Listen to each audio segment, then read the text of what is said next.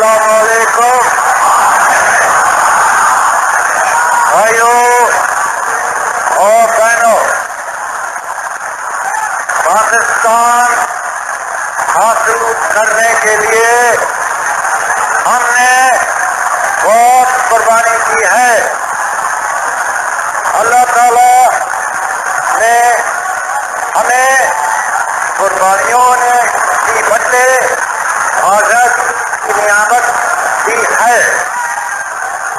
ہمیں پاکستان کو قائم رکھنے کے لیے ابھی اور قربانی کرنا ہوگی.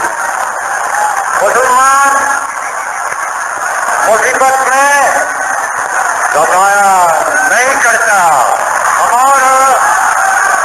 ہمارے حوصلے بلند ہیں.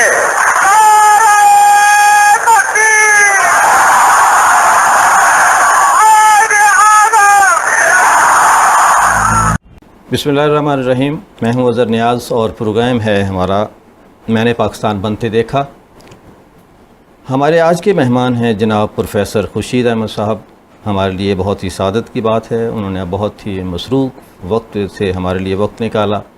میں سر آپ کا بہت نہایت ممنون ہوں. آپ نے وقت دیا، آپ کی صحت بھی ٹھیک نہیں تھی لیکن اس کے باوجود بھی آپ نے وقت دیا، جس کے لیے میں آپ کا جتنا بھی شکریہ ادا کروں کم ہے. جزاک اللہ جی. ٹھیک ہے، میں حاضر ہوں.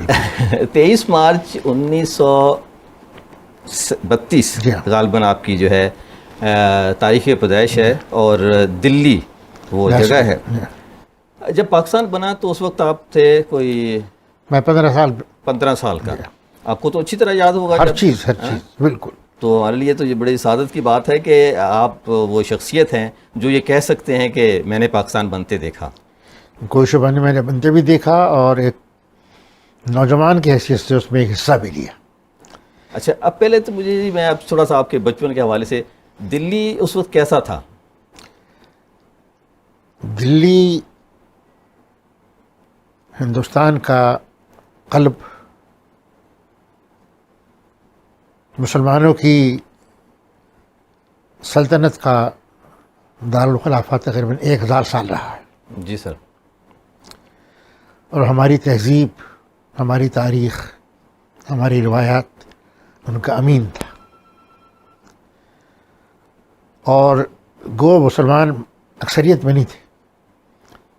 دلی کی آبادی کے تقریباً 1/3 مسلمان تھے، لیکن اس کے چپے چپے پر مسلمان تہذیب، اسلامی روایات کی چھاپ تھی. البتہ سوسائٹی میں سب موجود تھے، متمول طبقہ، اعلیٰ تعلیم یافتہ، کارخاندار جو دلی کی روایتی آبادی کہی جاتی تھی. اپنے زبان کے اعتبار سے بڑے معتبر تھے، لیکن ان کے خاص انداز تھا. دلی پنجابی سرداران کی ایک بڑی آبادی تھی جن کا اوریجن پنجاب سے تھا، لیکن وہ سیٹل دلی میں تھے. تو دلی کو سیاسی، معاشی، ادبی، تہذیبی ہر اعتبار سے مرکز کہا جا سکتا ہے. اور پھر یہ زمانہ جسے میں نے بحال دیکھا بھی اور ایک حد تک شریک بھی ہوا، وہ بڑا ہنگامہ خیز زمانہ تھا. میرا اپنا گھرانہ الحمدللہ ایک اچھا متمول گھرانہ تھا. اعلیٰ تعلیم یافتہ میری فیملی کے ممبر تھے. ہماری یہاں عورتوں کی بھی تعلیم کا رواج تھا. میری والدہ نے جو دلی کا سب سے اچھا انگلش میڈیم اسکول تھا اس سے میٹرک کیا تھا. میرے والد نے علی گڑھ یونیورسٹی سے BA کیا تھا. میں نے خود اپنی پوری تعلیم جو ہے وہ کسی پریویلیجڈ ادارے میں نہیں، پرائمری اسکول سے شروع کیا میں نے. اچھا جی. اس کے بعد پھر قرول باغ جہاں ہم رہتے تھے مڈل اسکول سے مڈل کیا، اور مڈل کے بعد پھر میں اینگلو عربک محمد سیکنڈری اسکول اجمیری گیٹ. اچھا سر، میں چاہوں گا کہ تھوڑا سا اسکولنگ جو ہے ہمارے اس وقت کی اسکولنگ ہے، اس زمانے جو جیسے آپ تو پرائمری میں جا کے داخل ہوئے اسکول میں، بالکل 5ویں جماعت تک آپ گھر ہی پڑھتے رہے یا کیا؟ میرے زمانے میں 4 سال تک پرائمری ہوا کرتی تھی، 5 ہوئی ہے، اچھا جی اور پرائمری کا باقاعدہ امتحان ہوتا تھا، اس کو مڈل تھا، جی تو 5 سے 8 تک مڈل میں، اور پھر 9، 10 اور 11 سیکنڈری اسکول. تو یہ تھا ہمارا. اس کے بعد میں کالج. وہ اسکول یاد ہے آپ کو پہلا اپنا خوب کون سا اچھی تھا؟ طرح ہر ایک یاد ہے مجھے. کیسا تھا خوب اس کے ٹیچر؟ پرائمری اسکول جو تھا جی وہ بہت سمپل لیکن صاف ستھرا. اور پرائمری اسکول کے جو ہمارے استاد تھے وہ میرے استاد سے زیادہ تعلیق بھی تھی. ماسٹر اکرم عثمانی حافظ قرآن تھے، پانی پت سے ان کا تعلق تھا. ابتدائی تعلیم ہم نے ان کی زیر نگرانی شروع کی، قرآن کی تعلیم گھر پر لی. اس کے بعد پھر جب مڈل اسکول میں آیا ہوں تو یہ مڈل اسکول مکس تھا، اس میں مسلمان بھی تھے، ہندو بھی تھے. مسٹر پٹیل ہمارے ہیڈ ماسٹر تھے، کرشن چندر ہمارے انگریزی کے استاد تھے. دا معروف کرشن چندر جو ہے، نہیں جو بہت وہ مشہور. نہیں، اچھا، اور آدمی وہ میں نے کہا ایک بہت مشہور نہیں، آدمی نہیں، بھی وہ ہے. نہیں، وہ نہیں. اچھا جی. اور مولانا احسان الحق تھانوی وہاں پر فارسی کے استاد تھے، اوکے اور مولانا ادریس عربی کے استاد تھے. اوکے. تو اسلام صاحب اردو بھی پڑھاتے تھے، فارسی بھی پڑھاتے تھے. میں نے ان سے فارسی پڑھی ہے چند دن، 2 ہفتے. پھر میں عربی میں آ گیا، لیکن وہ میرے استاد رہے ہیں. اور یہ مڈل اسکول میں ہمارا تو 8ویں تک میں نے وہاں تعلیم پائی. اوکے. یہ اس حیثیت سے بڑا اچھا تھا کہ ایک طرف ہمارا اپنا یعنی مذہبی اور دینی تشخص تھا، لیکن ساتھ ہی ہمارا اٹھنا بیٹھنا ہندوؤں میں، سکھوں میں، جی عیسائی بہت کم تھے، یعنی دلت جسے کہتے ہیں وہ بھی بہت کم تھے، لیکن 1-2 طالب علم. لیکن میں آپ کو بتلاؤں کہ گو اچھے استاد ہندوؤں میں بھی تھے، اور میں نے تعلیم کی حد تک ان میں تعصب نہیں دیکھا. ٹھیک. لیکن اپنی ذاتی زندگی میں اور معاملات کے اندر بلا شبہ ہم اور وہ بالکل 2 مختلف دنیایں تھیں. ہمارے لیے مسلمان پانی الگ ہوتا تھا، صحیح. ہم لوگ ساتھ کھانا نہیں کھا سکتے تھے. تو فطری طور مسلمان طلبہ مسلمانوں میں زیادہ اٹھتے بیٹھتے تھے، لیکن ایک انٹریکشن رہتا تھا. لیکن پھر جب میں اینگلو محمڈن عربک کالج میں آ گیا، اسکول میں آ گیا، تو وہ دراصل پھر پورا مسلمانوں کا ادارہ تھا، اور یہ تاریخی ادارہ تھا. جس طرح علی گڑھ اسی طرح سر سید نے دلی میں یہ قائم کیا تھا. تو میرے زمانے میں یعنی Anglo Arabic higher secondary school Ajmeri gate جہاں میں پڑھتا تھا، یہ ہمارے گھر سے کچھ تقریباً 3.5-4 میل کے فاصلے پر تھا. اسی طریقے سے اینگلو عربک دریا گنج کے علاقے میں بھی تھا، اور خرول باغ میں جہاں ہم رہتے تھے اس کے قریب جامعہ ملیہ بھی تھی. جی اور جامعہ ملیہ کا جو 10ویں تک تعلیم ہے وہ یہاں تھا، اور 10ویں تک اور اس سے آگے تک پھر اوکھلے میں، وہاں سے کچھ تقریباً 7-8 میل دور اپنا بہت بڑا خوبصورت کیمپس تھا. ہندوستان کے پریزیڈنٹ بنے ذاکر حسین. ذاکر حسین. جی تو ڈاکٹر ذاکر حسین اس کے ہیڈ تھے جامعہ ملیہ کی، ڈاکٹر محمود حسین کے بڑے بھائی. جی بڑے بھائی. اور یعنی جامعہ میں مسلمان طلباء کے کمپٹیشن ہوا کرتے تھے، خاص طور سے ایک محمد علی ٹرافی کمپٹیشن تھا جی. مولانا محمد جوہر کے نام پر. اچھا جی. اور میں جب پرائمری میں تھا یعنی 4تھی جماعت میں، اس وقت سے ہم اس میں شرکت کرتے تھے. سال میں 3 دن کا وہ پروگرام ہوتا تھا، اس میں کیمپنگ بھی تھی، اس میں ڈبیٹس بھی تھیں، ایکسٹرا بھی تھے، نظم پڑھنے کا مقابلہ بھی ہوتا تھا. جی اور میں نے ایکسٹرا اسپیچز کے اندر اور نظم پڑھنے جب مناظرہ کہتے تھے جی. ان سب میں شرکت کی. میرے خیال سے تعلیم کا معیار بہت اچھا تھا. آج میں دیکھتا ہوں تو کوالٹی کے اعتبار سے. جی.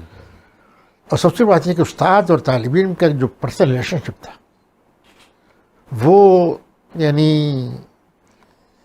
صرف علم کا ٹرانسفر نہیں تھا، بلکہ ایک اٹیچمنٹ، شخصیت سازی، صحیح بات. اور پھر استاد کی عزت اور احترام. یعنی ماسٹر اکرم کے بارے میں کہہ سکتا ہوں کہ ماں باپ کے بعد سب سے بڑا انفلوئنس میری زندگی میں انہیں کا رہا ہے. اچھا ماشاء اللہ. اور چونکہ میرے والد صاحب کا ایک خاص تصور بھی تھا تو انہوں نے ان کے لیے گھر ہمارے گھر کے پاس لے کے دیا ہوا تھا, اور اسکول کے شام کے اوقات میں وہ ہمارے ساتھ اٹھتے بیٹھتے ہمیں پڑھاتے بھی تھے اور کھیل کے لیے وہی ساتھ لے کے جاتے تھے. تو اس طرح گویا کہ ایک فیملی جو ہے ایگزیکٹلی پورا ریلیشن شپ تھا. اور یہ سلسلہ میرا جب میں میٹرک مڈل تک تھا اس وقت رہا. اس کے بعد پھر میں زیادہ انڈیپینڈنس ہو گئی تھی. میرے والد صاحب علمی اعتبار سے بھی ایک بڑا ستھرا ذوق رکھتے تھے. مولانا مودودی رحمۃ اللہ علیہ کے پرانے ترین دوستوں میں سے تھے. اچھا. ہندوستان کی جو سیاسی قیادت تھی ان سب کے ڈائریکٹ تعلقات تھے ان سے. مولانا محمد جوہر سے, مولانا ابوالکلام آزاد سے, مولانا شوکت علی سے. مولانا شوکت علی ہمارے گھر میں آتے تھے. ہاں یہ میں چاہ رہا تھا پوچھنا ہے کہ بچپن میں بلکہ جوانی کہیں گے تھوڑی, گھر میں آپ کے بڑے بھائی تھے, والد تھے, تو جو پاکستان موومنٹ چل رہی تھی اس جی میں وقت. اس سے آتا ہوں ابھی. جی یعنی میرے والد صاحب بہت ایکٹیو تھے سیاست میں, خلافت کے موومنٹ میں تھے ایکٹیو, اور جتنی بھی علمی شخصیات سے ان کے تعلقات رہتے تھے. نگار جب ریاض فتح انہوں نے نکالا ہے تو اس کے بانی احباب میں سے تھے. بزم نگار نے اس کو کہا تھا, جی اور پہلے سال کا نگار کے جب مکمل ہوا ہے تو اس پر انہوں نے ایک تصویر بھی چھاپی تھی جس میں میرے والد کی تصویر بھی تھی. اس زمانے میں میرے والد نے نگار میں مارکس اینجلس پر مضامین لکھے ہیں, مطبوعہ موجود ہیں. مولانا مودودی کے مضامین بھی نگار میں اس زمانے میں آتے تھے. تو مجھے بڑا اچھا ماحول دینی اعتبار سے بھی ادبی اعتبار سے بھی ملا. مسلم لیگ میں میرے والد بہت ایکٹیو تھے اور دلی کی ورکنگ کمیٹی کے ممبر تھے. وہ اچھا. آل انڈیا مسلم لیگ کونسل کے ممبر تھے, جس میں دلی سے غالباً 15 افراد کی نمائندگی تھی. تو ان 15 میں سے ایک میرے والد صاحب بھی تھے. جی ماشاء اللہ. پاکستان کا جو ریزولوشن تھا 3 جنوری والا, جی امپیریل ہوٹل میں مسلم لیگ آل انڈیا مسلم کونسل کا اجلاس ہوا تھا, اس میں میرے والد شریک تھے, اور میں خود میں اس میں ایک ینگ رضاکار کی حیثیت سے کام کر رہا تھا. میں بھی, میرے بڑے بھائی جو ایڈمرل ضمیر اور چھوٹے بھائی ممتاز طارق, ہم تینوں نے شرکت کی. اچھا. اسی طرح مسلم لیگ کے جو بھی اجتماعات ہوتے تھے, ریلیز ہوتی تھی, الیکشن کمپین 1946 کی, اس میں 14 سال کا تھا.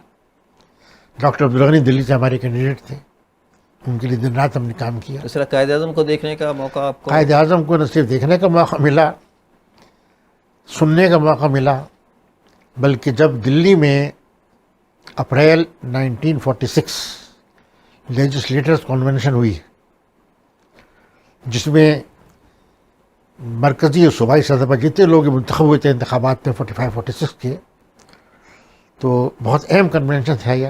اور جتنا اہم 1940 کا ریزولوشن ہے, جی اتنا ہی اہم یہ اپریل 1946 کا ریزولوشن ہے کہ جس میں پاکستان کا نام اور پاکستان ہم کیوں قائم کر رہے ہیں, اور اس کے بعد حلف نامہ کہ ہم وفادار رہیں گے اس سے اور سرب انحراف نہیں کریں گے. اور یہ حلف نامہ جو لکھا گیا تھا اس کے اوپر قرآن پاک کی جو آیت تھی وہ ان صلاتی و نسکی و محیای و مماتی للہ رب العالمین, اچھا. کہ میری زندگی اور موت اور میری عبادت اور میری قربانی اللہ کے لیے. اور چند ارکان نے اس پر اپنے خون سے دستخط کیے تھے. اللہ اکبر. میں اس میں ایک ورکر کی حیثیت سے شریک تھا دن رات, اور نوجوانوں کی طرح, کیونکہ ہمارے اپنے اسکول میں ہو رہی تھی. جی اور یہ وہ موقع تھا جب قائد اعظم سے میں نے ان کے آٹوگراف لیے. انہوں نے دور سے ہی دیکھا, اچھا. اور سب آٹوگراف لے رہے تھے آٹوگراف بکس کے اوپر. تو میں نے یہ جدت کی تھی کہ آٹوگراف بک پہ دستخط لیے, اور میں قائد اعظم کا ایک فوٹو اچھا لے گیا اور میں نے وہ ان کو دیا اس پر آٹوگراف کرنے کے لیے. ٹھیک. تو انہوں نے آٹوگراف کرنے سے پہلے آنکھ اٹھا کر مجھے دیکھا ٹھیک. اور پھر دستخط کرتی. ماشاء اللہ. وہ ہمارے پاس کہیں ہے محفوظ, وہ کہیں نکالیے گا جی. وہی نا. تو یعنی میں نے تقریب دیکھا ہے. اچھا اچھا.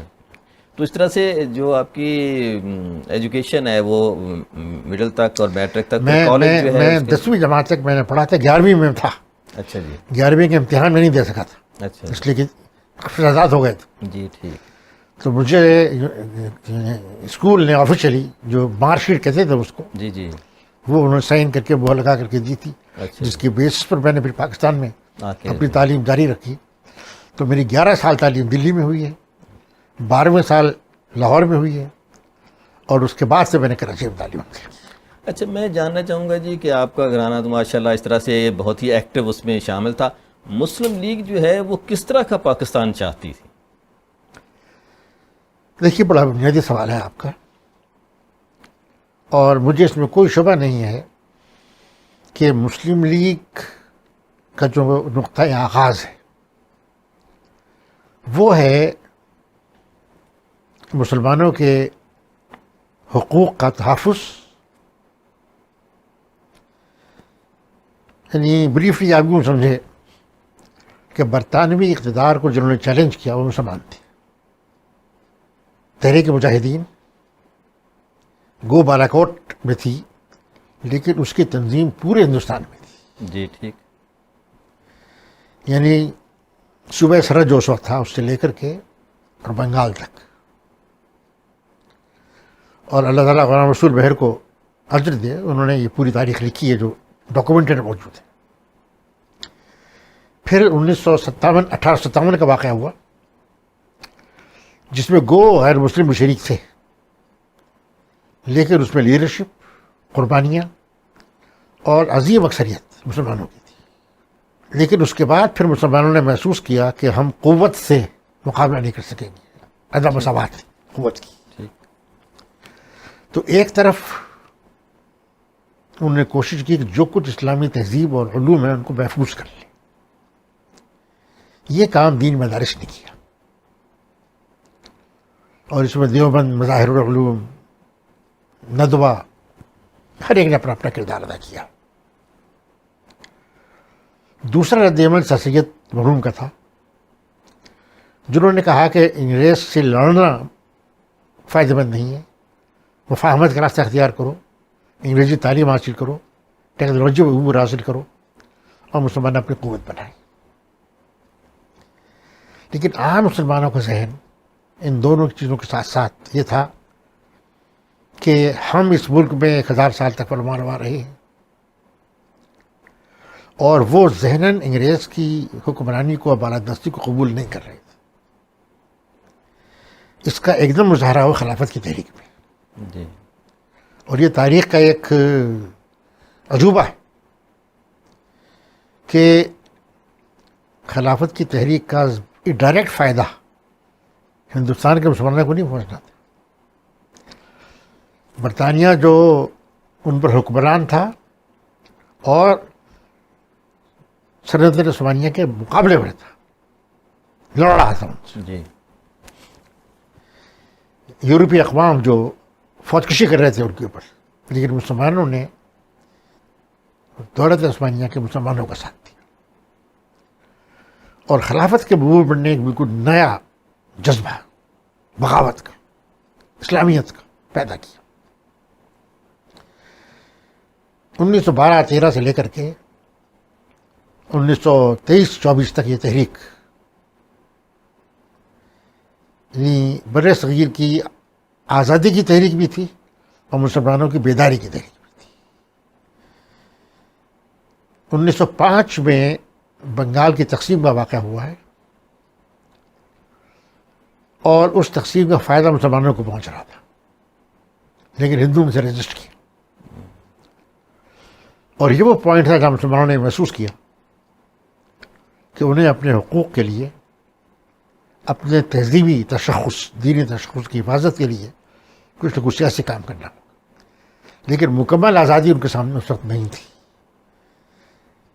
کانگریس آپ کو پتہ ہے کہ انگریزوں نے قائم کی تھی ایک سیاسی محاذ بنانے کے لیے، اور مسلم لیگ کے قائم کرنے والوں میں بھی وہی لوگ آگے تھے جو انگریزوں کے ساتھ تعاون کر رہے تھے. لیکن اس کے ساتھ انہوں نے یہ ضرور رکھا کہ مسلمانوں کے مفادات کا تحفظ کرے. اسی لیے 1906 میں مسلم لیگ قائم ہوئی ڈھاکہ میں، اور پھر اس وقت کے بعد ان کا اصل ایمفیسس یہ رہا کہ مسلمان پسماندہ نہ رہیں اور چونکہ نظر آ رہا تھا کہ مغربی جمہوریت یہاں آ رہی ہے تو اس میں اکثریت کی حکمرانی ہوگی، اور مسلمانوں کو بر صغیر میں صرف 1/4 ان کی آبادی تھی، تو فطری طور پر وہ دیکھ رہے تھے کہ 3/4 ہم پر غالب رہے، لیکن اس کے باوجود علیحدگی کا کوئی تصور نہیں تھا۔ جی خلافت کی تحریک نے مسلمانوں کو یہ احساس دیا کہ ہم تعداد میں چاہے کم ہیں لیکن پولیٹیکلی ہم اتنے مضبوط ہیں، موبلائزڈ ہیں۔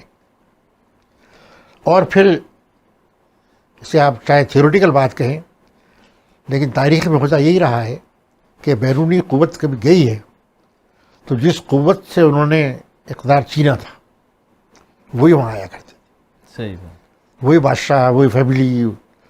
تو مسلمانوں کے ذہن میں بھی بات تھی کہ ہم ہی ہوں گے، لیکن خلافت کی تحریک سے جس طرح کانگریس نے غداری کی اور سول ڈسوسیس کی موومنٹ یا نان کوآپریشن کہتے تھے اس کو، نان کوآپریشن کی موومنٹ، چورو چوری کے مقام پر ایک حادثہ ہوا اور یونیٹری گاندھی نے اس کو کال آف کر دیا۔ اس سے مسلمان شوق ہوئے، انہیں نظر آیا کہ ہندوؤں اور کانگریس کے مقاصد الگ ہیں، ہمارے الگ ہیں۔ تو آپ یہ دیکھیے 1906 سے لے کر کے 1928 تک کوشش مسلمان کرتے رہے کہ ہندوؤں کے تعاون سے کوئی ایسا راستہ اختیار کرے جس میں مسلمانوں کے حقوق محفوظ ہو سکے۔ سیپریٹ الیکٹوریٹ، ویٹیج، یعنی مسلمانوں کو ان کی تعداد سے زیادہ ہر جگہ ان کو، اور سب سے اہم پھر یہ کہ فیڈریشن، یونٹری حکومت نہ ہو، تاکہ جن علاقوں میں مسلمان، جن صوبوں میں مسلمان اکثریت میں ہیں وہاں فیڈرلی وہ اپنی اکثریت کا فائدہ اٹھا کر کے اپنے معاملات کے بارے میں زیادہ اہم سیاسی کردار ادا کر سکے۔ یہ پوری چیز رہی ہے۔ قائد اعظم نے بہت کوشش کی، ان کے 14 نکات 1914 کے جو ہیں ان کا فریم ورک یہی ہے، لیکن 1928 میں سائمن کمیشن کی رپورٹ جب آئی اور پنڈت نہرو نے جو اس پر رد عمل کا اظہار کیا اس نے مسلمانوں کو بالکل یکسو کر دیا کہ ہندوؤں کے ساتھ مل کر کے ان کی دین، ان کی تہذیب، ان کی زبان، ان کی ثقافت، ان کی معیشت، ان کے سیاسی مفادات محفوظ نہیں رہ سکتے۔ صحیح، یہی وہ پس منظر ہے جس میں 1930 میں اقبال نے کہا کہ تقسیم، اور جہاں جن علاقوں میں مسلمانوں کی اکثریت ہے وہاں انہیں اختیار ملے، اور الفاظ تعین کیا ہے کہ centralization of Islam in the sub continent. 1930 سے لے کر کے 1940 تک پھر تقسیم ملک یا reordering and restructuring of the political landscape. حالانکہ کچھ لوگوں نے تقسیم کی بات اس سے پہلے شروع کر دی تھی، اور غالباً 1923 24 25 کے دوران بہت سے لوگوں نے اس قسم کے دیے۔ میں بھول رہا ہوں، دیکھیے کیا کہتے تھے ان کو، تحریک خلافت سے متعلق تھے برادرز، تو انہوں نے تقسیم مسئلہ پیش کیا تھا۔ لیکن یہ پیریڈ ذہنی خلفشار کا تھا، یکسوئی نہیں تھی۔ جی ٹھیک۔ 1930 میں یہ بات بالکل واضح ہو گئی کہ اب مسلمان اور ہندو ساتھ ساتھ سیاسی اعتبار سے نہیں رہ سکتے، یہ مسلمانوں کو کوئی نیا راستہ نکالنا پڑے گا۔ اصل جیسے ابھی کہا جاتا ہے جی ہم اکٹھے ہی رہتے رہتے تو کیا تھا، جس کو وائی پاکستان کا کوشچن جو آتا ہے کہ جی کیوں پاکستان، تو غالباً یہاں سے ایگزیکٹلی یہی وہ مقام ہے جہاں یہ، یعنی دیکھیے ٹوٹل مائگریشن پاپولیشن ممکن نہیں تھا، لیکن مسلمانوں کی کوشش یہ تھی کہ ان کو اتنا سیاسی اقتدار رہے۔ کانگریس کی پوری پالیسی یہ تھی کہ صرف کانگریس ریپرزینٹ کرتی ہے، اور چونکہ وہ ہندو میجورٹی، ہندو لیڈرشپ، ہندو مفادات، چند مسلمانوں کے ساتھ ضرور تھے، اسی لیے متحدہ قومیت کا تصور انہوں نے پیش کیا جسے مسلمان امت نے کبھی قبول نہیں کیا۔ ٹھیک۔ مولانا مودودی نے بھی اسی کانٹیکسٹ میں 1938-39 میں 3 اسکیمز پیش کی تھی، اور شریف الدین پریزادہ کی جو کتاب ہے ایولیوشن آف پاکستان، جی اس میں اس نے یہ پوری ہسٹری پیش کی ہے، ایک اچھی کتاب ہے وہ اس پہلو سے۔ بال قصہ مختصر 1930 کے بعد مسلمانوں کے لیے یہ بات بالکل واضح ہو گئی کہ ان کے لیے اور کوئی راستہ نہیں ہے کہ وہ تقسیم کریں ملک کو، اور جن علاقوں میں انہیں اکثریت حاصل ہے وہاں کم از کم انہیں اقتدار مل سکے. یہ پھر 23 مارچ 1940 کو مسلم لیگ شروع ہوئی. اس سے پہلے مسلم لیگ مسلمانوں کی ایک نمائندہ جماعت تو تھی جی لیکن مسلمان عوام ان کا موبلائزیشن نہیں تھا, جنٹری تھی. اور وہ لوگ بھی تھے جو انگریزوں کے ساتھ تعاون چاہتے تھے, انہوں سے تعاون چاہتے تھے, کوئی نہ کوئی راستہ نکالنا. وہ بھی تھے جو اس پر پریشان تھے اور یہ چاہتے تھے کہ نہیں ہمیں اپنی آئیڈینٹی کو محفوظ رکھنا. تو میری نگاہ میں 30s کا جو اشرہ ہے یہ اس پہلو سے فیصلہ کن ہے. اقبال نے جو تصور دیا وہ آہستہ آہستہ پختہ ہوا. ٹھیک ٹھیک. اور اسی زمانے میں پھر مسلم لیگ نے بھی اس کو اپنایا. سب سے پہلے مسلم لیگ کی صوبہ سندھ کی برانچ نے یہ ریزولوشن پاس کیا جی کہ تقسیم ہونی چاہیے, پاکستان بننا. پاکستان کا لفظ بھی گو چودھری احمد علی نے استعمال کیا تھا, مسلم لیگ نے آفیشلی اسے استعمال نہیں کیا تھا. جی حتیٰ کہ 1940 کی قرارداد میں بھی لفظ پاکستان نہیں, موجود ہے. اس کے بعد آیا. جب کہتا تم نے کہا کہ چلیں پاکستان ہے جی تو پھر پاکستانی سے بالکل. آفیشلی تو مسلم لیگ کی تقاریر میں قراردادوں میں 1941 کے بعد سے پاکستان میں آنا شروع ہوا. ٹھیک. اور 1946 کی قرارداد میں آفیشلی لیجسلیٹرز میں بہت کلیئرلی آیا ٹھیک. پاکستان اور ایک ملک, دو نہیں. تو یہ ہے وہ پس منظر. جہاں تک میرا تعلق ہے میں گو شروع ہی سے انوالو رہا ہوں سیاست کے اندر جی اپنے گھرانے کی وجہ سے. لیکن بچہ تھا میں پہلے تو بچوں کی انجمن, ادبی ایکٹیویٹیز زیادہ تھیں, اسپورٹس. لیکن 1941-42 سے ایک سیاسی شعور پیدا ہونا شروع ہوا. ٹھیک. 1942 میں جب کانگریس نے بائیکاٹ کی مہم کی ہے, مجھے اچھی طرح یاد ہے کہ کس طرح ایجیٹیشن ہوتے تھے اور ہم اس میں شریک نہیں ہوتے لیکن دیکھتے تھے. اور انگریزوں نے اسے کنٹرول کرنے کے لیے جس طرح فائرنگ کی میں نے اپنی آنکھوں سے دیکھی ہے. 1943 کا جو دلی میں اجتماع تھا مسلم لیگ کا, وہ میرے لیے سیاسی زندگی کا آغاز ہے. اچھا. اور اس وقت میں 11 سال کا تھا. ٹھیک. اس میں پہلی مرتبہ میں نے شرکت کی ہے ایک والنٹیئر کی حیثیت سے. پھر اس کے بعد انتخابی مہم شروع ہوئی ہے 1945 میں. اس میں نے ایکٹیولی انوالو ہوا ہوں میں اور نوجوانوں کے ساتھ. اور ہمارے اسکول کے بچے بہت ایکٹیو تھے اس کے اندر. ہم نے بزم ادب وہاں بنائی ہوئی تھی. میں اس بزم ادب کا سیکرٹری تھا اور جو صاحب بعد میں جسٹس نعیم الدین سپریم کورٹ جج بنے یہ اس کے پریزیڈنٹ تھے. ٹھیک. ہماری ٹیم تھی اور نام بزم ادب تھا لیکن ہم اسی کے ذریعے سے پولیٹیکل ایکٹیویٹی میں حصہ لیا کرتے. اور جو ماحول تھا یعنی مسلمان جتنے بھی تھے, دلی تو خاص طور پر مسلمان بہت زیادہ ہوں گے تعداد میں اس وقت بھی. جی میں نے کہا نا کہ تقریباً 30% آبادی. 30% آبادی.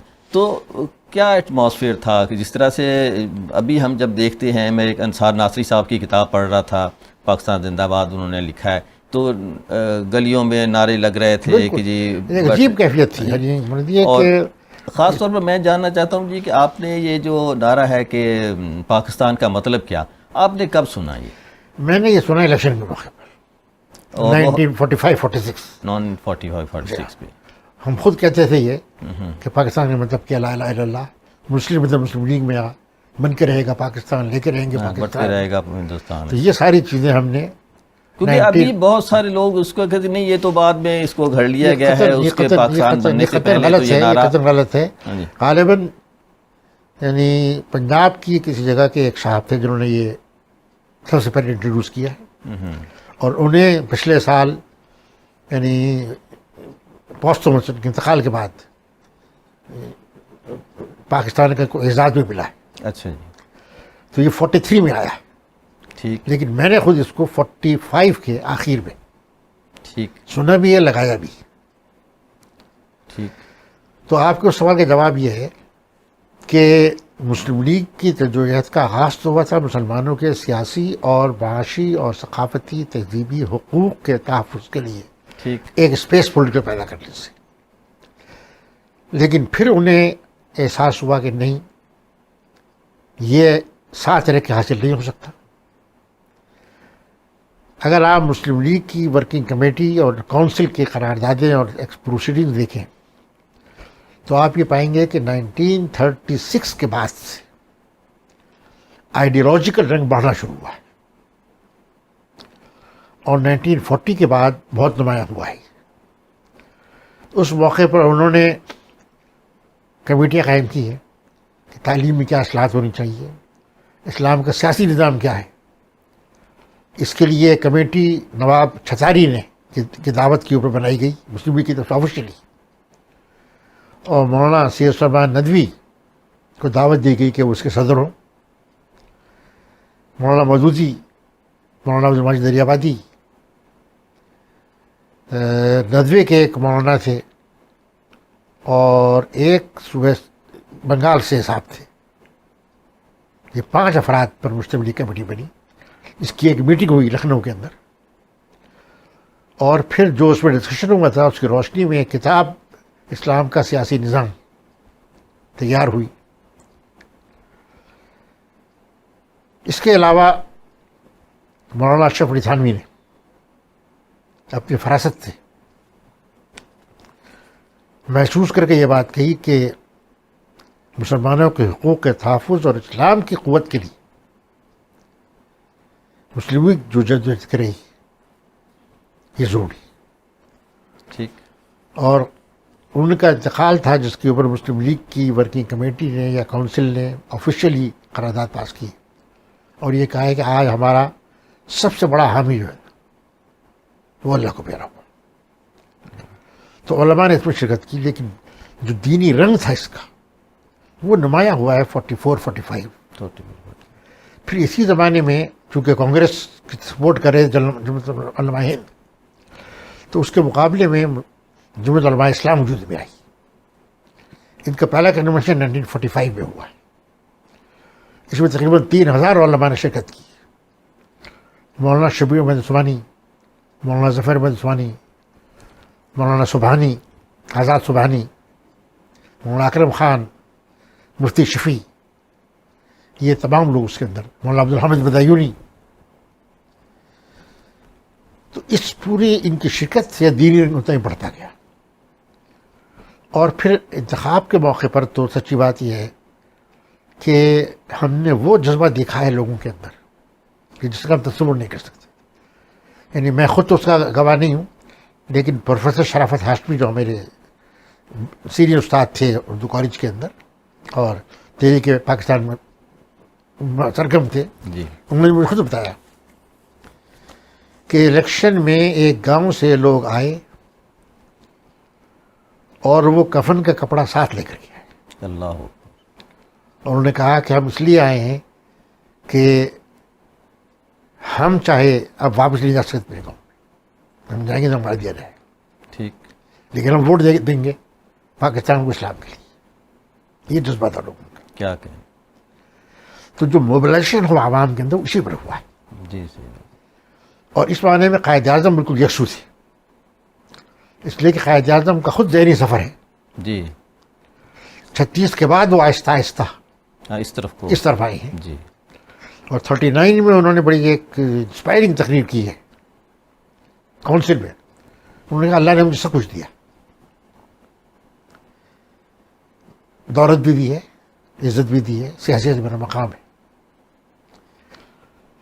لیکن میں چاہتا ہوں کہ میں اسلام اور مسلمانوں کی خدمت کروں. اور جس وقت میں اللہ کے حضور حاضر ہوں تو یہ گواہی دی جا سکے کہ جنہوں نے اسلام کے لیے اپنی جدوجہد کی، یہ ان کے الفاظ ہیں. کیا کہیں. 103 تقاریر ہیں ان کی تقسیم سے پہلے، جی. اور 13 گئے ہیں پاکستان کے بعد، جس میں انہوں نے کلیئرلی یہ کہا ہے کہ پاکستان کا مقصد ایک نظریہ اپنے دین، اپنی ثقافت، اپنے قانون، اپنی شریعت کا تحفظ. ہم ایک جدا قوم ہیں عقیدے کی بنیاد پر، نظریہ حیات کی بنیاد کے اوپر، اور اس طرز زندگی کی حفاظت کے لیے اور اپنے دین اور اپنی ثقافت اور اپنے مفادات کے مطابق، اپنے کلچر کے مطابق زندگی گزارنے کے لیے ہم یہ ملک قائم کر رہے ہیں. ہم سے کئی مرتبہ پوچھا گیا کہ یہاں کا قانون کیا ہوگا، تو انہوں نے کہا کہ اللہ کے جو قانون اسلام نے ہمیں دیا ہے، قرآن کا جو قانون ہے، جی. یہی ہمارا قانون ہے، اور وہ آج بھی اتنا ہی ویلڈ ہے جتنا 1300 سال پہلے تھا. انہوں نے یہ بھی کہا میں کوئی عالم دین نہیں ہوں، لیکن بال میں نے اپنے دین کا اتنا مطالعہ کیا ہے اور میں یہ جانتا ہوں کہ اسلام ایک مکمل نظام زندگی ہے.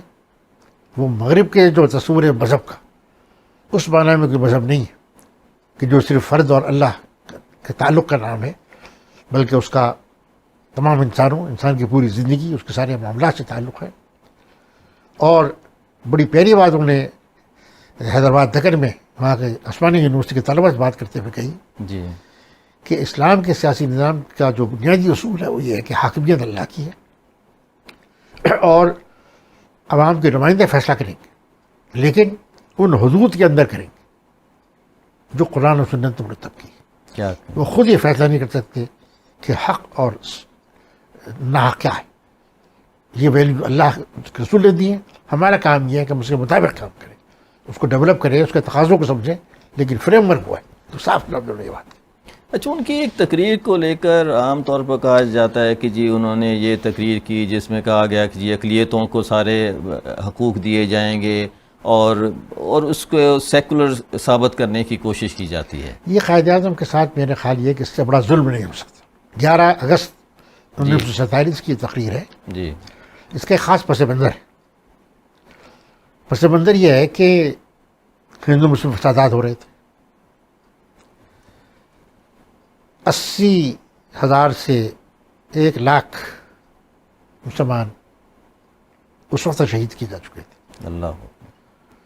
اور اس کے بعد پھر تقریباً 2.5 لاکھ ہوئے، یعنی کم از کم بھی 3 سے 4 لاکھ مسلمان شہید ہوئے اور تقریباً 1.5-2 کروڑ کی نقل مکانی ہوئی. یہ تھا وہ پس منظر. ٹھیک. اور جہاں تک اقلیتوں کے حقوق کا تعلق ہے، قائد اعظم نے ہمیشہ جہاں یہ کہا کہ پاکستان کا قیام اسلامی نظریہ اور اسلامی نظام زندگی کے قیام ہے، میں یہ بھی کہا کہ اسلام غیر مسلموں کے حقوق کا تحفظ کرتا ہے اور انہیں شہریت کے پورے حقوق حاصل ہوں گے. اگر آپ 1946 کی قرارداد دیکھیں تو جہاں اس میں پاکستان کا پورا ویژن دیا گیا ہے، میں یہ بھی کہا گیا ہے کہ اس میں جو بھی غیر مسلم ہوں گے، جو ریاست وفادار ہوں گے، ان کے حقوق کا تحفظ ہوگا. یہی چیز وہ ہے جسے مصداق مدینہ میں خود نبی پاک صلی اللہ علیہ وسلم نے سبحان اللہ صلی اللہ علیہ وسلم مدینے کے یہودیوں اور عیسائیوں کو دیا تھا. تو 11 اگست کی تقریر میں ریاست کی کیا نیچر ہوگی اس کا کوئی ذکر نہیں. اس میں ذکر اس بات کا ہے کہ غیر مسلموں کے حقوق کا تحفظ ہوگا اور شہریت میں سب شریک ہوں گے، وہ برابر کے شہری ہوں گے. جی صحیح بات. اور یہ اسلام نے ان کو حق دیا ہے.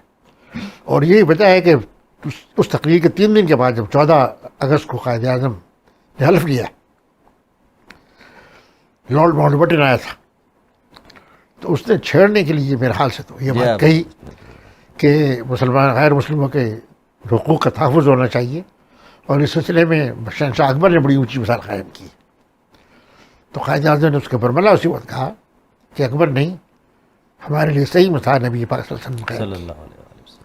یہ ہمارا ماڈل. تو وہاں مسئلہ شہریت کا تھا. جی. اور اس تقریر میں قائد اعظم نے خود ہی کہا ہے کہ یہ کوئی پیپر تقریر نہیں، میں آف اینڈ بات کر رہا ہوں. سب سے پہلے انہوں نے کرپشن کو لیا، نیپوٹزم کو لیا، پروینشلزم کو لیا، تفریق لوگوں کے درمیان، اور پھر اس کے بعد انہوں نے یہ کہا کہ میں ایشور کرنا چاہتا ہوں کہ غیر مسلموں کو برابر کا حقوق حاصل ہوں گے.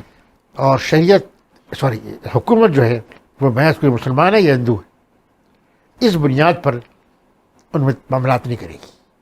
اور یہ خالص اسلام کا اپنا اصول ہے، لیکن اس کے ساتھ قائد اعظم نے ریاست کیا ہوگی، ریاست کا دستور کیسا ہوگا.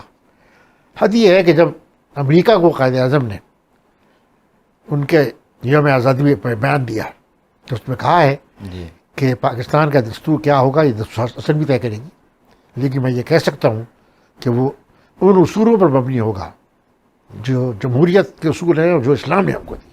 اچھا، اتنے لوگ جو ہیں شہید ہو گئے، اتنی قربانیاں ہم نے دیں پاکستان حاصل کرنے کے لیے، کیا ان ساری قربانیوں کو اب ہمارے ادب میں، میڈیا میں، نصاب میں ریفلیکٹ ہونا چاہیے، یا ہمیں کسی مصلحت کے خاطر اس کو ذرا سا پیچھے کر دینا چاہیے؟ یہ بہت بڑی ٹریجڈی ہے کہ ہم اپنی تاریخ جو قربانیاں دی ہیں یعنی نئی نسلوں کو وہ منتقل نہیں کر رہے. اور میری نگاہ میں اس وقت جو ملک میں کنفیوژن پایا جاتا ہے اس کی بنیادی وجہ یہی، اس بات کی اشد ضرورت ہے کہ ہر سطح پر ہمارے نصاب میں، ہمارے میڈیا میں، میں 14 اگست بنانا اصل چیز نہیں ہے. 14 اگست کا پیغام ہی ہے کہ آپ سمجھیں گے تحریک پاکستان تھی کیا، کیوں یہ قربانیاں مسلمانوں نے دی. اور ذرا آپ سوچئے کہ انہوں نے تو قربانیاں دی ہیں جنہوں نے پاکستان میں آنا تھا یا پاکستان میں رہنا تھا، لیکن جو جانتے تھے کہ ہم پاکستان میں نہ جا سکتے ہیں نہ جائیں گے، لیکن انہوں نے بھی پاکستان بنانے کے لیے قربانیاں دی، اپنا ووٹ دیا، سفر کیا، صحیح بات. اور صرف اس بنیاد پر دیا کہ ہمیں چاہے مشکلات ہوں، ہمارے لیے چاہے دنیا عذاب بن جائے، لیکن اگر ایک خطہ زمین ایسا ہے کہ جہاں اسلام کا بول بالا ہو سکے اور ایک مدینے کی ریاست قائم ہو سکے تو ہماری یہ قربانی جو ہے یہ ضروری ہے. کوئی ان کا موٹیویشن اس سوا نہیں تھا. اس سے بڑا ثبوت اور کیا ہو سکتا ہے. میں بات کرنا چاہ رہا تھا قائد اعظم کی شخصیت پہ آپ نے بڑی اچھی گفتگو کی. ان کی جو ٹیم ہے اس پہ جو میں نے سنا ہے کہ سردار عبدالرب نشتر جو ہیں وہ ان کی ٹیم کے سب سے اہم، ان کے قریب ترین ساتھیوں میں سے. آپ کو وجہ بتا سکتے ہیں اس کی کیا وجہ تھی؟ سردار نشتر جو ہے عبدالرب نشتر قائد اعظم سے بہت قریب تھے اور حقیقتی قائد اعظم کے ویژن کے امین تھے. اسی طریقے سے محمد اسماعیل وہ انڈیا میں رہ گئے، پاکستان نہیں آئے، لیکن وہ قائد اعظم سے بہت قریب تھے، قائد اعظم بہت ان کی عزت کرتے تھے. اور حقیقت یہ ہے کہ وہ ویژن کو پوری طریقے سے یعنی اس کے علم بردار تھے. لیاقت علی خان بھی یعنی مجھے کہ تھوڑا سا ان کے اندر ایک ماڈرن پہلو تھا، جی لیکن بیسیکلی وہ کمیٹڈ تھے. اور انہوں نے ہمیشہ یہی بات کہی، امریکہ کے دورے میں ان کی تقاریر کو آپ دیکھ لیجئے، قرارداد مقاصد کو پیش کرتے ہوئے تقریر انہوں نے کی ہے، انہوں نے اپنا ذہن بہت کلیئرلی پیش کیا ہے. لیکن یہ بھی ایک حقیقت ہے کہ قائد اعظم کی ٹیم میں بے شمار افراد وہ تھے جو یہ دیکھ کر کے کعبہ کر خدا رہے شامل ہو گئے تھے، جی اور حقیقی تصور پاکستان کا ان کے رگو پہ میں نہیں سمایا تھا. نواب ممدوٹ کمیٹڈ تھے بالکل. جی اس پہلو سے یعنی مراد یہ ہے کہ یہ ایک ٹریجڈی ہے، اور اس پہ جہاں یہ بہت بڑا معجزہ تھا کہ 7 سال میں یہ تحریک کامیاب ہو گئی، وہیں اس کے اندر یہ یعنی تشویش کا پہلو بھی ہے کہ جو لوگ تحریک میں آئے تھے ان کی تربیت، ان کا اورینٹیشن وہ نہیں ہو سکی. Quaid Azam faith, unity, discipline برابر کہتے رہے، جی لیکن یہ ہے کہ نہ فیتھ اتر سکا جی نہ ڈسپلن قائم ہو سکا. اور اسی کے ثمرات آپ دیکھ رہے ہیں کہ قائد اعظم کے انتقال کے بعد کس طریقے سے دوسرے لوگوں نے قبضہ کیا، اور پھر بالآخر تو سارا قبضہ انہوں نے کیا کہ کوئی دخل نہیں تھا. جی یعنی غلام محمد جو بالکل دوسرا ذہن، اسکندر مرزا، ایوب خان، یعنی ان کا پاکستان کے تصور سے، پاکستان کی تحریک سے کوئی تعلق نہیں تھا. قائد اعظم نے غلام محمد کو ایک ٹیکنوکریٹ کے حیثیت سے لیا تھا، اور اس وقت یہ 3 افراد تھے جو بہت ایک دوسرے سے قریب بھی تھے، غلام محمد، چودھری محمد علی اور زاہد حسین. ان میں سب سے اچھے زاہد حسین تھے، آئیڈیالوجی کے اعتبار سے بھی، اپنے کردار کے اعتبار سے. چودھری محمد علی صاحب کردار آدمی تھے اور ان کا دین سے کمٹمنٹ تھا، ہاں۔ لیکن تھے بیوروکریٹ. صحیح، ٹھیک. اور غلام محمد کا کوئی دین سے تعلق نہیں تھا اور اس سے شاطر آدمی تھا جس نے مینیپولیٹ کیا. تو بدقسمتی سے غلام محمد اور اسکندر مرزا اور ایوب خان کو اپر ہینڈ مل گیا. اور ساتھ ہی یہ بھی ایک حقیقت ہے کہ ہندوستان نے قیام پاکستان کو ایک لمحے کے لیے بھی قبول نہیں کیا تھا، تو وہ اپنے رشتہ داروں میں نہیں ملے رہے، جس میں یعنی معاشی، سیاسی، عسکری دباؤ، کشمیر کا مسئلہ، جوناگڑھ بنوڈا پر قبضہ، حیدرآباد کا معاملہ، اور پھر مشرقی پاکستان میں ان کی رشتہ داریاں. اور اس میں بدقسمتی سے وہاں کے غیر مسلموں کا، کانگریس کا کردار. پھر مشرقی مغربی پاکستان کے بھی بیوروکریٹس نے. حقیقت یہ ہے کہ یعنی آزادی کے بعد جو رویہ اختیار کرنا چاہیے تھا ایک دوسرے کے ساتھ، وہ نہیں اختیار کیا، بلکہ بیوروکریٹس نے تحکمانہ انداز اختیار کیا، جس سے مشرقی پاکستان کے اندر ایک رد عمل پیدا اور اب بگاڑ کی طرف بڑھتے چلے گئے. تو یہ سارے اسباب ہیں اس کے، اس میں نظریاتی، انتظامی، نئے ایکٹرز جو ریئل اسٹیک ہولڈر نہیں تھے اور جو اس امانت کے صحیح امین نہیں تھے.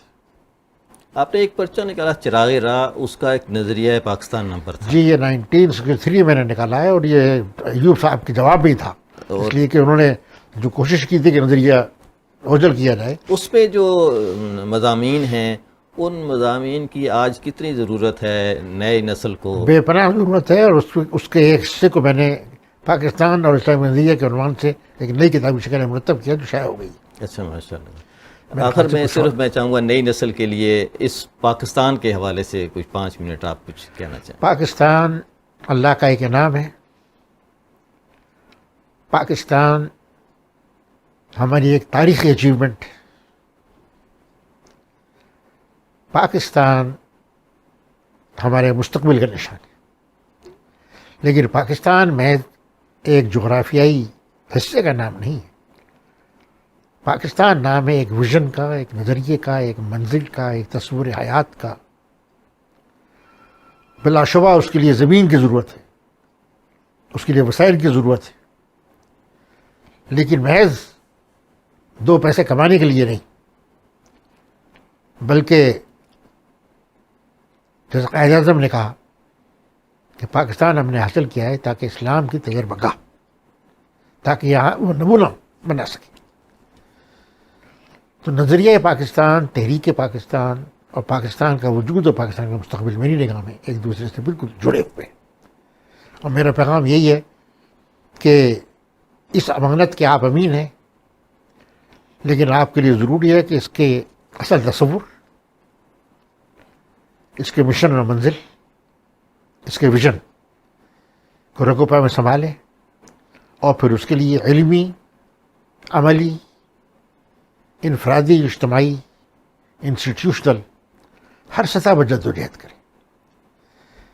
کامیابی کا انحصار جس چیز پر ہے، اس میں پہلی چیز ایمان، اللہ پر بھروسہ. دوسری چیز منزل کا صحیح شعور، اس کا ویژن. اور پھر تیسری چیز اس کے لیے جدوجہد اور کوشش. یہ کہ میں ان چیزوں کو اچھا سمجھتا ہوں، گھر بیٹھا ہوا ہوں، اس سے کام نہیں ہوگا. تبدیلی کے لیے ہمیں اٹھنا پڑے گا، قربانی دینی ہوگی، جدوجہد کرنی ہوگی. تو یہ تینوں چیزیں، ایمان، اللہ پہ بھروسہ، صحیح ویژن، اور پھر اس ویژن کو حاصل کرنے کے لیے عملی جدوجہد ہر میدان میں، یہ ہے کرنے کا کام. اور مجھے یقین ہے کہ پاکستانی قوم میں بڑی جان ہے.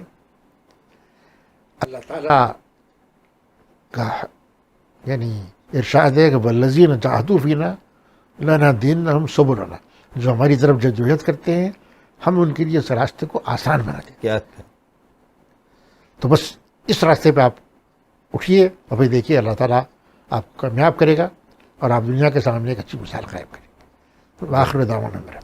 بہت شکریہ جی. آج ہم نے بھی پاکستان بنتے دیکھا. اللہ حافظ.